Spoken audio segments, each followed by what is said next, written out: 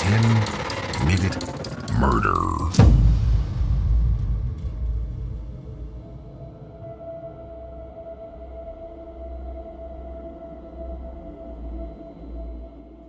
Wesley Howard Shermantine Jr. and Loren Joseph Herzog lived in a small-town neighborhood where there weren't many other kids to play with. The two boys lived on the same street in Linden, California, and quickly became inseparable. Even when Loren and Wesley, who was known as Wes, grew older, they didn't see any point in making new friends. Instead, they stuck with just each other through their teenage years. Even if Loren and Wes had decided to branch out and make new friends, they wouldn't have had much luck. Their favorite hobbies weren't exactly friendly. They found a lot of joy in bullying other students at their high school, and usually spent their spare time getting drunk or high. When they graduated high school in 1984, they moved from Linden to Stockton, California, got an apartment together, and were free to abuse methamphetamine as much as they wanted to. At the time, Linden had a population of less than 2,000 people. Everybody knew everyone else's business, and the rest of Linden's permanent residents were well aware of Loren and Wes's reputation as heavy drinkers and meth users. It didn't matter what else was going on in their lives, even when they were in a romantic relationship with women, or when Wes was married and had several children. Their first priorities were always drugs and each other. Despite now living in Stockton, they often went to the Linden Inn bar to drink and to talk to Kim Vanderheiden, the daughter of the bar's owner, with whom Loren had a brief romantic fling. In 1998, Kim Vanderheiden's sister, Cindy, was seen walking out of the Linden Inn with Loren and Wes. After that, she was never seen again.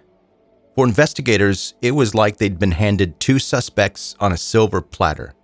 Loren and Wes had an incredibly unsavory reputation, and multiple witnesses placed them leaving the bar with Cindy before her disappearance.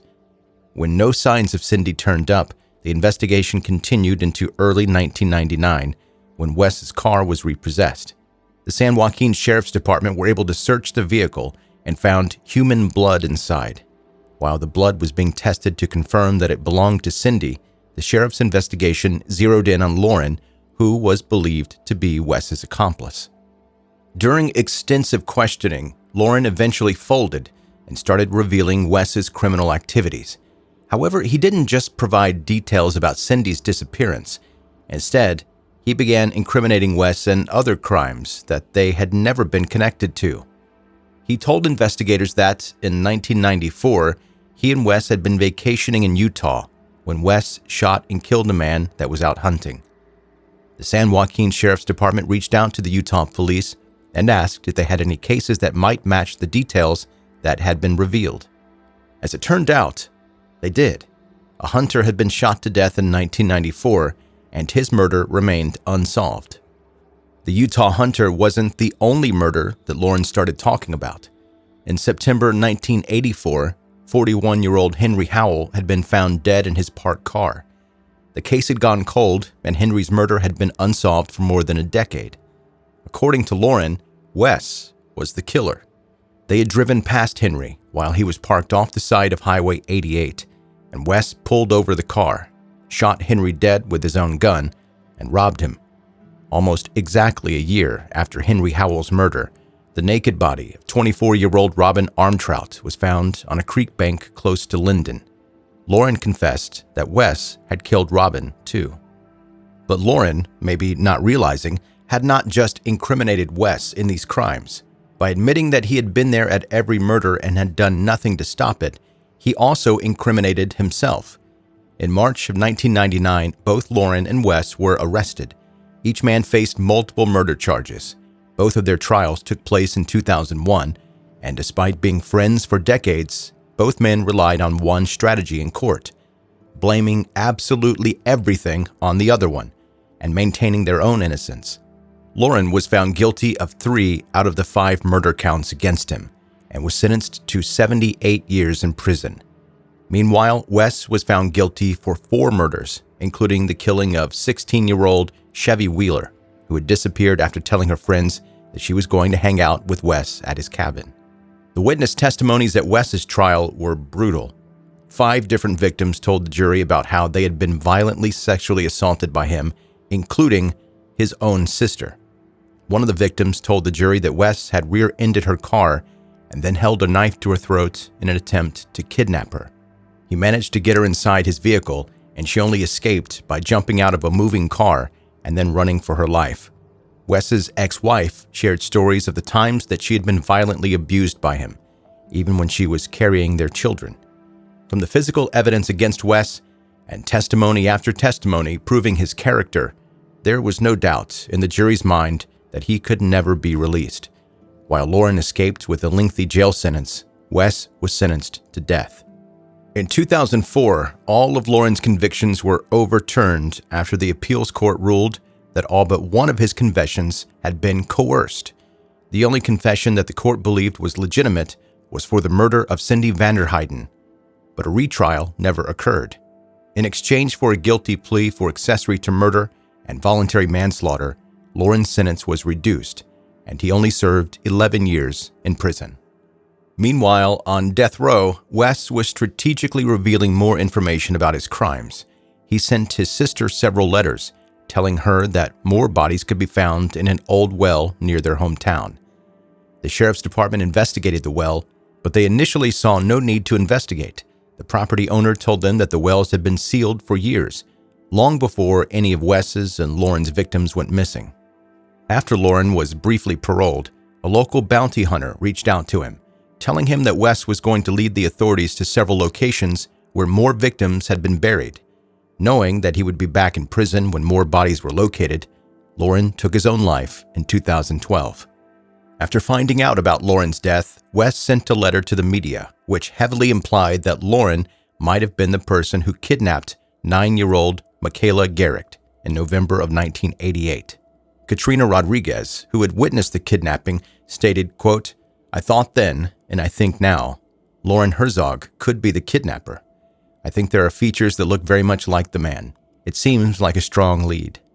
However, none of the remains linked to Loren and Wes's crimes matched Michaela's DNA, and in 2020, a different man was arrested for Michaela's kidnapping and murder. That same year, investigators circled back to the abandoned well that Wes had pointed them to. This time, they did search the well, finding more than 1,000 fragments of human bone, which belonged to 3 different people and 1 fetus. 2 of the victims were identified as 16-year-old Joanne Hobson and 19-year-old Kimberly Ann Billy, who had been missing for more than 30 years. The remaining person and the fetus were never identified. With the help of a letter that Wes wrote to the bounty hunter, 2 more bodies were found: Cindy Vanderheiden and another unknown victim. In 2013, the FBI announced they would no longer be using Wes's information to guide their search. They believed that Wes had been deliberately misleading them, and 2 potential burial sites that had been indicated showed no signs that human remains had ever been disposed of there. Despite Loren and Wes only being convicted of 4 murders, the 2 men are widely believed to have at least 19 victims, possibly even more. In a statement that Wes sent to a news station in Sacramento, he claimed that the duo may have killed more than 70 people. For most of their adult lives, Wes and Loren appeared to have terrorized, assaulted, and killed people for one main reason: they thought it was fun. Together, they went out on what they called hunting trips to find more victims, then disposing of the bodies by dumping them on remote hillsides, burying them underneath trailer parks, and dropping them down mine shafts. While sexually assaulting one of his victims, Wes held her ear against the ground of a trailer park she lived in, while telling her, "Listen to the heartbeats of the people I've buried here. Listen to the heartbeats of the families I've buried here."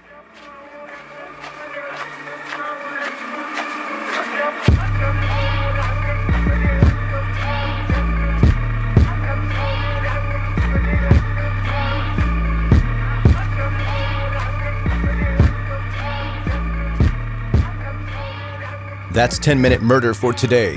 Brief and bingeable true crime. I'm Joe, the host, and I really appreciate you listening. If you're brand new to 10-Minute Murder, I am extremely happy that you chose this podcast to listen to. If you enjoy it, make yourself comfortable, subscribe, and catch up on all of the back episodes that they're waiting for you. Connect with me on social media, see the pictures of what we talk about here in the podcast. Never gross and graphic stuff, though. And if you like this episode, leave a rating and review on Apple, Spotify, Audible, any place that's possible. Your positive feedback helps the show grow. If you need more information on all things related to 10-Minute Murder, you can go to 10minutemurder.com. Quick listener email for today. Hi, Joe. Megan from Ritzville, Washington here. Just curious as to what your favorite scary movie is. I'm not sure if you have been asked this yet, but I thought I would ask. Also, has anyone ever told you that you kind of look like Dexter? First of all, I don't think I necessarily have a favorite, but I can tell you that Poltergeist is the reason that I'm not fond of clowns to this day. I think I watched it at much too young of an age, and it did something to me. The Ring, I'm laughing, but it's also traumatizing. The Ring is very good. I like that, but it's hard to beat. If I had to say I have a favorite, it might be Silence of the Lambs. And yes, people have told me that I look like Dexter. I love Dexter, and that's my favorite TV show, so I can't be mad about it. I mean, but people are telling me I look like a serial killer, a fictional serial killer. So I guess that makes it okay. But speaking of, I am currently reading with my ears, audiobook, the first Dexter novel, Darkly Dreaming Dexter. It's the book series that the TV show was based on, and it's extremely good. I don't know why I waited this long to read it. All right, that's it. Thank you for listening to another 10-Minute Murder podcast episode. I'll see you on the next one. Bye.